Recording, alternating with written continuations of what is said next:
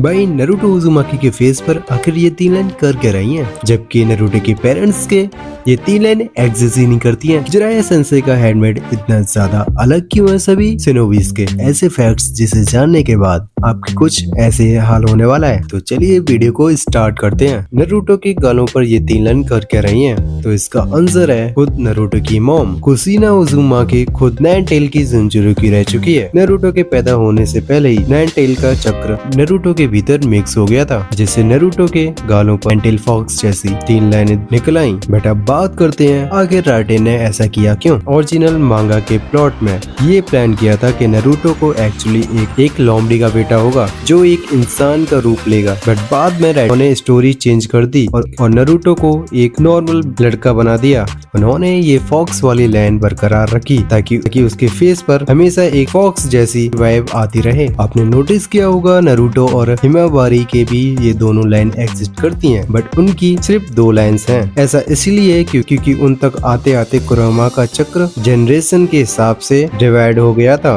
आपको याद होगा गिंकाकू एंड किंकाकू नरूटो यूनिवर्स में इन दोनों भाइयों की चेहरे पर भी सेम लाइन्स थी, क्योंकि उनको एक बार नाइन टेल ने निगल लिया था और उन्होंने जिंदा रहने के लिए कुरोमा का पेट के कुछ पार्ट खा लिया था, जिससे कुरोमा का चक्र उनके चक्र से मिक्स हो गया था, जिसकी वजह से उनके फेस पर भी वही लाइन आ गई जो नरूटो के फेस पर थी। तो अब बात करते हैं जिराया सेंसेई का हेलमेट इतना ज्यादा अलग क्यों है। देखो जिराया सेंसेई के हेलमेट पर जो निशान बना है वो एक जापानीज कांजी कैरेक्टर है। उसके हेलमेट पर जो वर्ड लिखा है उसे जापानीज में अबोरा कहते हैं। इसका मतलब होता है ऑयल यानी कि तेल। बट जिराया सेंसेई उसे क्यों पहने रहते हैं? तो इसका जवाब है माउंट म्योबोकू। जिराया ने अपनी निंजा ट्रेनिंग का एक बड़ा हिस्सा माउंट म्योबोकू पर बिताया है, जो टोड्स का एक सीक्रेट पहाड़ है। वहाँ के टोड्स के साथ उनके बहुत गहरे कनेक्शन और कॉन्ट्रैक्ट थे। म्योबोकू पहाड़ पर एक खास तरह का तेल मिलता है जिसे टोड ऑयल कहते हैं। ये ऑयल नेचर एनर्जी को फील करने और शिंजुकू सिखाने में हेल्प करता है। देखो जिराया सेंसेई का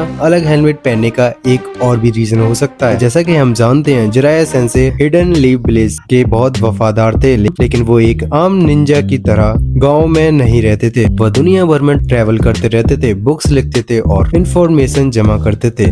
उन्होंने खुद को द ग्रेट टोड सेज की आइडेंटिटी दी थी। ये इस हेड बेल्ट दर्शाता है कि वो सिर्फ कोनोहामा के स्नोबी ही नहीं बल्कि माउंट म्योबोकू के लेजेंडरी टोड सेज भी थे। तो सिंपल शब्दों में उनका हेलमेट पर्सनैलिटी, आइडेंटिटी और उनके टेड सेज होने के प्राउड को दिखाता है।